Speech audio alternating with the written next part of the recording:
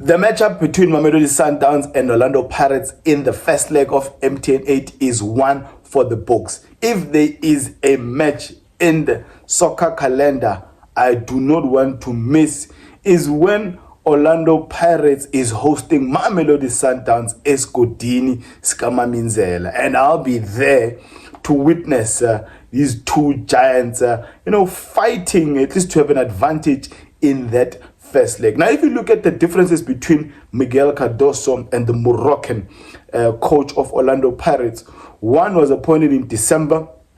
The other one was appointed just a month ago in July at Orlando Pirates.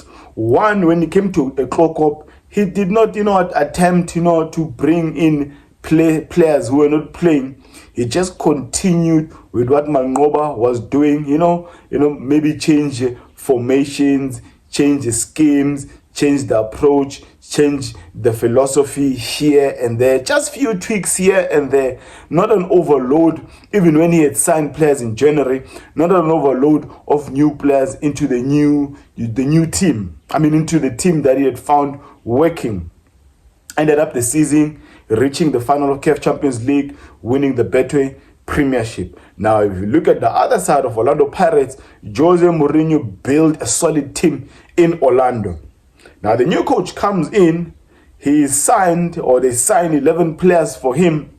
He gets there, and literally, the players that were solid for this Orlando Pirates team for the past 3 years, majority of them, they are now bench warmers. Some of them don't even make the match day squad. Now, on this episode of Askansi Football, we will be looking at this big match between the two giants as to how or who will overcome the other and have the advantage going into that second leg come next week. I do go by the name of Askansi Football, where I engage and discuss on anything to do with football from Africa to the world and from the world to Africa.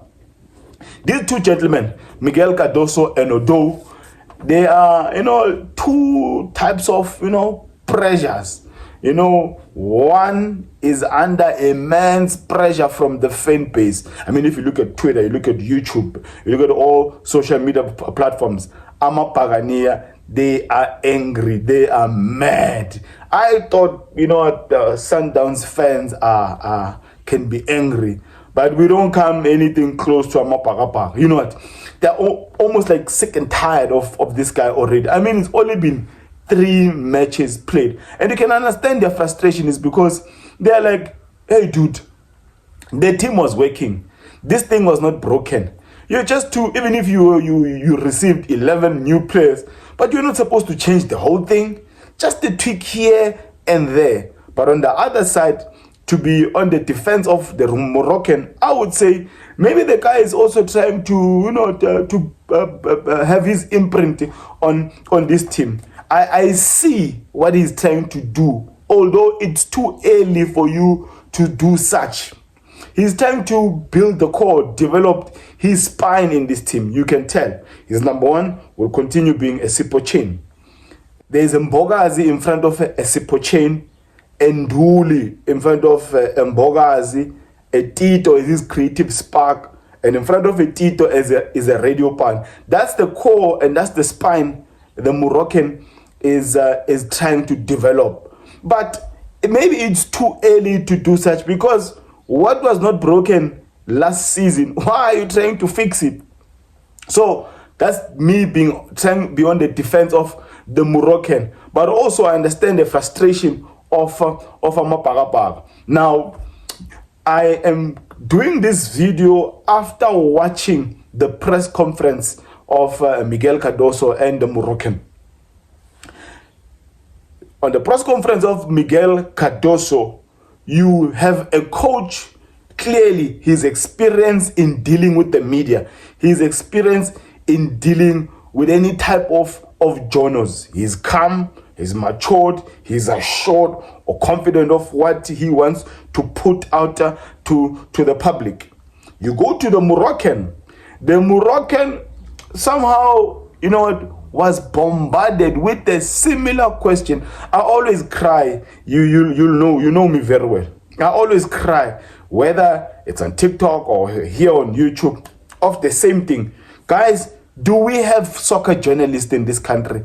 Or we have gossipers, masquerading as soccer reporters? Clearly, that press conference of the Moroccan of 19 minutes, I mean, these guys kept on repeating the same question.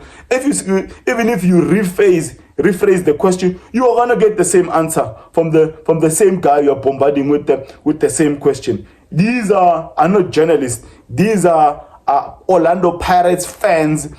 We don't know whether they are paid or not. They're just bombarding this guy with the same question. There is no question that said, have you identified any weaknesses from Mamelodi Sundowns? How are you planning to beat Mamelodi Sundowns?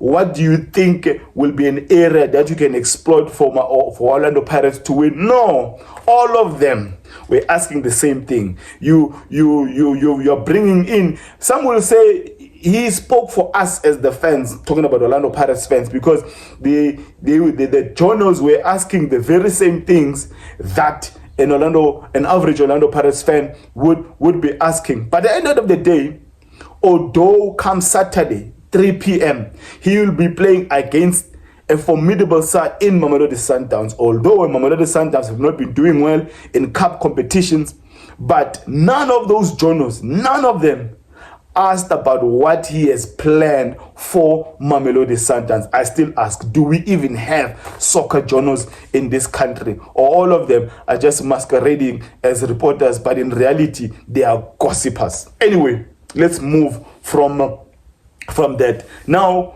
Miguel Cardoso continues with his stance that he still wants to trim his squad. Now, news is that a lodge has been confirmed by Wydad as a new signing. The president of Wydad Athletic really pursued to get the signature of Lodge, and I think it's a 2-year contract, 1 year plus one option to extend.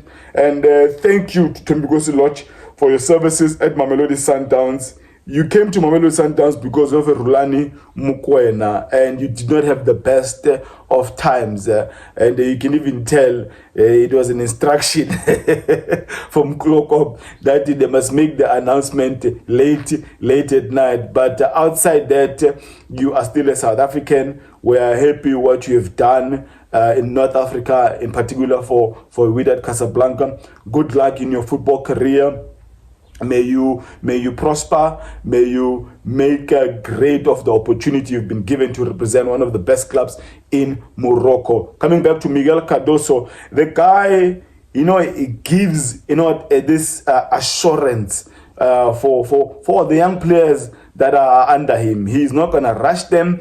He's not gonna prematurely, throw them in the deep end. Talking about Lucia Mapena, talking about Olitlaku. He has clarified even the situation of Matthias Esquivel.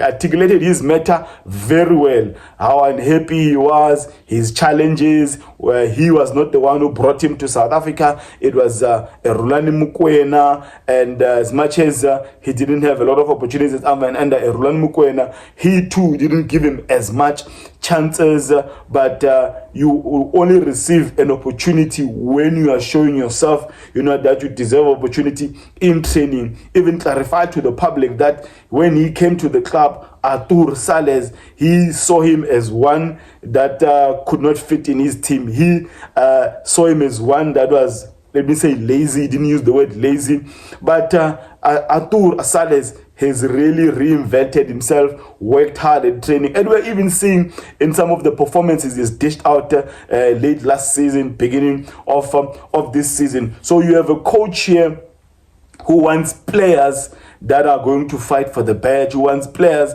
that are going to show him that they deserve to be in that first 11. Now, let me quickly just give, the first 11s that I expect to see from Orlando Pirates. Maybe put it this way: put the first 11 that Amapaga Orlando Pirates fans would want to see against a Mamelodi Sundowns, not a first 11 that Enodo will probably put out on Monday, because after that press conference, you know what, they probably want to provoke this guy, you know what, just to be stubborn even further. He's not, because it's almost like all those journals were sent by the fans or by the management to bombard him with the same questions. From how I perceive the press conference, I don't think Ouaddou is going to start Mabasa. The fans would want Mabasa or Mukhopa to start, but the guy is not gonna start those guys. Let me quickly just give my first 11. Number 1, Sipo Chain in goal. Right back, fans want Van Rooyen to be back. I don't think Van Rooyen will play. This guy is stubborn. He's not African. He's an Arab. He ain't gonna be listening to any of your complaints unless Screamer, bless his soul, Screamer Shabalala was still there. Maybe Van Rooyen was going to start. So this guy, I think, is going to continue and persist with Mashilwan. But for the fans, let me just do it for the fans. Number 1, Van Rooyen. Number 2, Van Rooyen. Number 1, Sipo Chain. Right center back, CBC is out injured. Olisanda is out injured. Who's another one? Makaula is out injured. So you have a Siema, that partner there, Mbogazi, midweek against Marumo Gallants, and to partner a CBC and a Kogi, people will have those flashbacks of that Pyramid FC, how poorly a Kogi were defending those set pieces, because that is the Achilles heel of this Orlando Pirates team, defending crosses, defending corners. It is a challenge. Fans might probably prefer an experienced Tapelo Kogi to be partnered against, with Mbegezeli Mbogazi. Left back is going to continue with a Dion Hoto. The midfield 3, the 1 at 6, because Makaola is injured and this guy has performed fairly well in that position. Nduli will be the 1-6, and a 8 of fans will want Mbata to be back and probably partnered with a Sipo Mbule. But I don't think Sipo Mbule anyway the Moroccan was going to start him. And then the front 3 will be Mukhopa as number 9, Radio Pane. Fans are saying, we love you, young man, but please sit this one out. We want experience here. We want people who are going to press those build-ups of Mamelodi Sundowns. And here's another thing. Apolis and Mfukeng, these guys are actually competing for the same position. They are best coming from the left channel, left wing. So the coach must decide between the two. But the fans will say, we want our Mfukeng to start. So Mfukeng starts on the left, and on the right-hand side, it's either Muremi or Sibelebele. So Apolis will start from the bench. But a coach will start both of them. He will start a Mfukeng and an Apolis with Makhopa in the middle. Apolis is not that productive coming from the right. So it's a bit of a tricky one. Well, another one I would say that if a Sipombule does not start, it will be a Tito Maswangani. So a midfield 3 of Nduli, Mbata, and a Tito Maswangani for the fans. But that might not actually be the same for the coach. Last but not least, the starting 11 of Mamelodi Sundowns, they have not been perfect. It's still early. Remember, they didn't have a preseason like other teams. They had to rest longer because of the tournament they had in the US of A. So their start in the season has really been slow. They are still probably in their second gear. They haven't gone to the third gear as yet. Number 1, I'm concerned about a Williams, and I think teams will be planning around how they need to press a Ronza Williams. I'm concerned because when we need him most, he will commit all these silly mistakes that are unavoidable. But anyway, you all know he's going to start this Saturday. A back 4 off. This is my lineup. You'll tell me yours on the comments below. And if you stayed this long on this video, you are a legend. Do like the video, comment on the section below of your expectation. And it doesn't really matter whether you're a Kaizer Chiefs, Orlando Pirates, Sundowns, or any other Betway Premiership franchise fan. The central pairing at the back will be a Grand Kekana, and a Cupido is going to continue with that. Although I do not like, this back passes between a Grand Kekana and a Ronza William, liking what a Cupido has been doing. I would personally start a Basadin. This is an away game for Mamelodi Sundowns, and any goal for us is an advantage. So my back four is Zuko, Basadin, central pairing of a Grand Kekana, and a Cupido. A midfield three. Please don't kill me on the comments below. It's my lineup. Share yours on the comments below. A midfield three of, I will leave a Tebogo Mokoena as a single pivot, and I will play a Allende and a Mudiba as a double eight. I love Mudiba, but playing Mudiba at left back would be criminal against those speedy Gonzaleses of Orlando Pirates. Muremi is speedy, Sibelebele is speedy, and Apollis, he's skillful. So I've got flashbacks of that FNB encounter where we lost 2-1 against Orlando Pirates when a Mudiba is playing at left back. I love him, but I love him more playing in an advanced position as an 8 or a 10. He's got a pass in him. He can take a shot at goal. He loves also playing somewhere there in the middle. And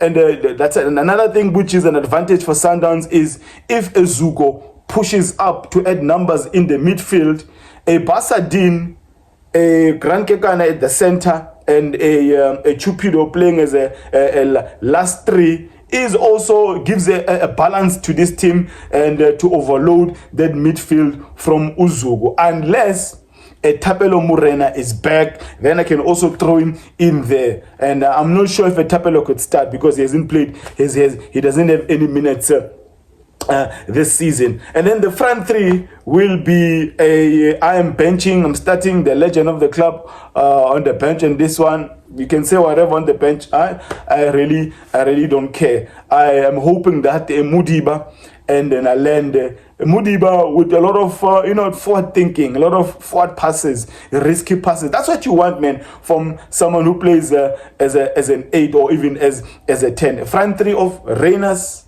Teshrik Matthews must start this game, and Anatur Sales. We need an away goal. I mean, when we faced these guys 2022, the first leg of the same competition, it was a 0-0 scoreline, and they swallowed us. They finished us in the reverse fixture by scoring 3 goals against us. So a goal or 2 for us at Orlando is great.